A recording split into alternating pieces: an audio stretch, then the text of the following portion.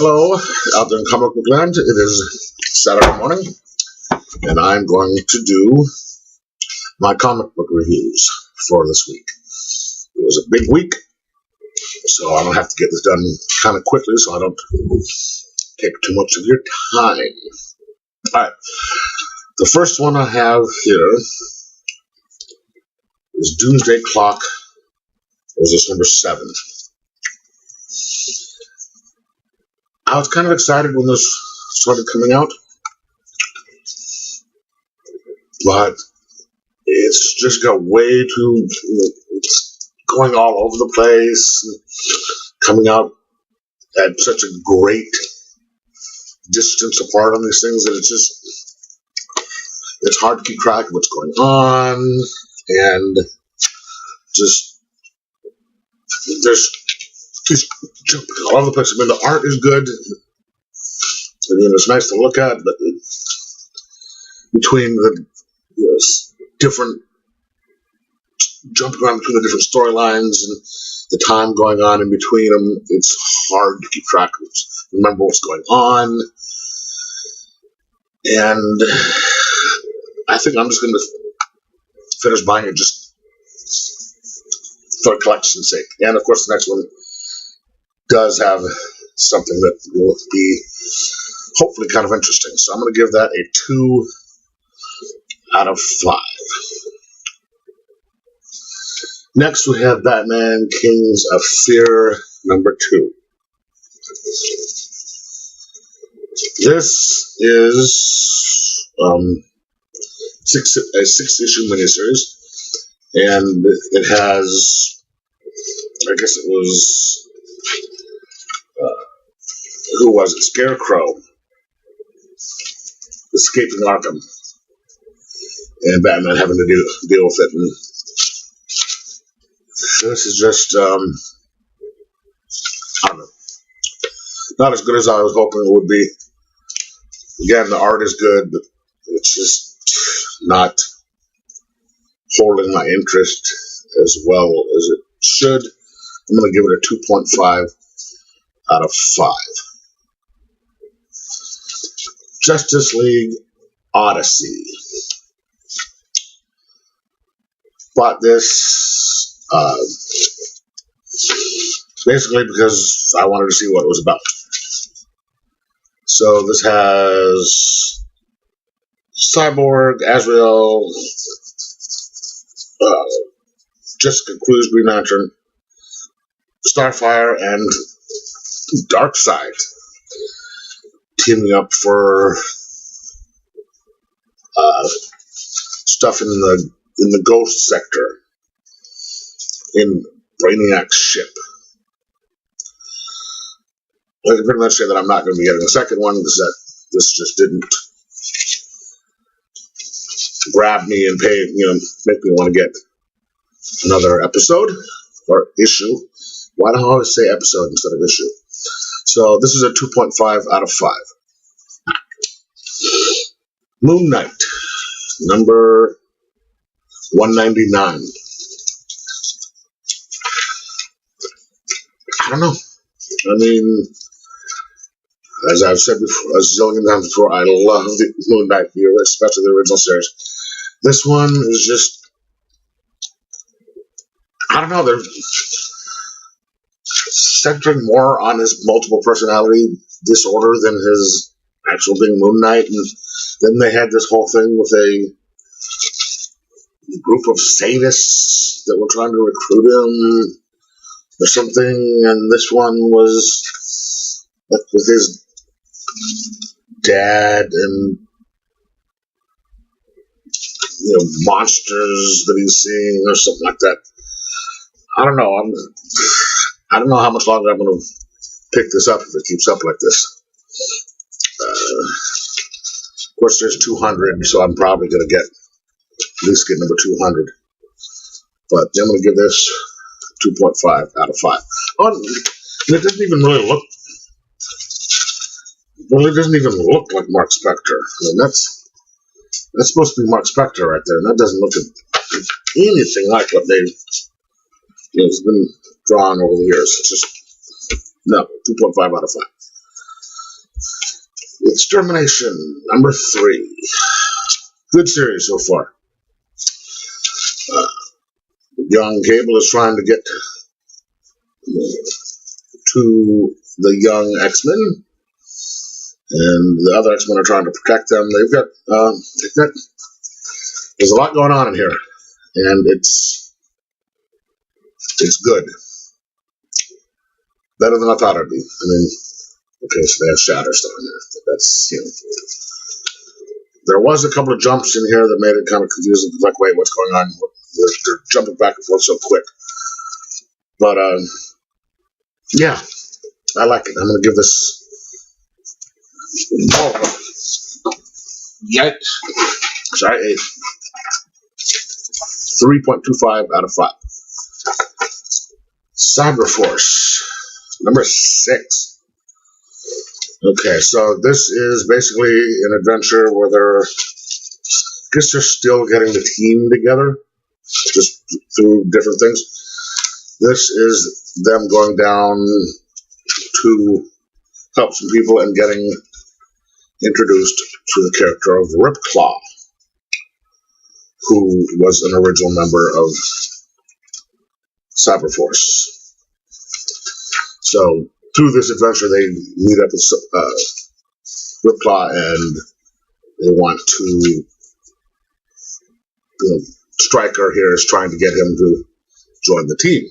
Well, that wasn't his original intention, but I like this series so far, so it's 3.5 out of 5. Justice League Dark, number 3. The introduction to, what is it, the Upside Down Man, the Magician, that guy right there. Really kind of creepy. Good job, good story here, and of course I don't want to spoil too much, but they introduce a new special talent for Wonder Woman.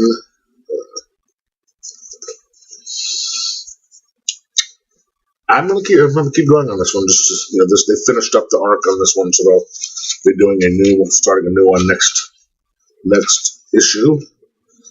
The art is very good in this one. Story was pretty good. I'm gonna give it a 3.75 out of 5. Action Comics number 1003. This is more set, told through the eyes of a secondary character than Superman. There is this new reporter who was introduced in the Man of Steel miniseries, who comes to work at the Daily Planet, and you don't know much about her, but you know she has dubious intentions. So this is basically told through her eyes, where she's going to pick up a package. And I like the way they do this, because she's trying to pick up a package that has kryptonite in it. And so she's talking to this person, and they aren't allowed to use certain words, like Superman or kryptonite or something like that, because they know that Superman listens out there for certain words. So they have to keep, avoiding using those. And, I don't want to spoil the story, but this is really good. I'm going to give this, I'm really surprised at how Bendis is writing. I think he's doing actually a good job and not being a complete and total douche like his reputation precedes him. But yeah, I'm really kind of liking it. And even my favorite DC character makes an appearance in here. Well written, well drawn. So I'm going to give this a 3.75 out of 5. Heroes in Crisis. I picked this up, sure, just like everybody else, because I wanted to know what this was about and what was going on. And this is a really interesting setup. It starts out with Booster Gold in a little diner, and in Ohio or something like that. And there's all these people saying, "Hey, look, there's a superhero." And Harley Quinn shows up, and they're like, "Hey, look, there's another one." So, no, bad guy, and that's there's going to be a fight. And yes, there's a fight.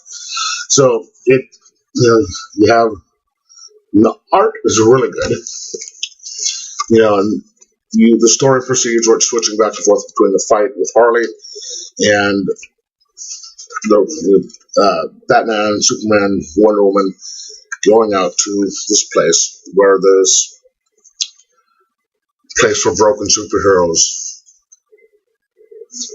They're making out to these broken superheroes go out there to get fixed, and they find a bunch of people dead.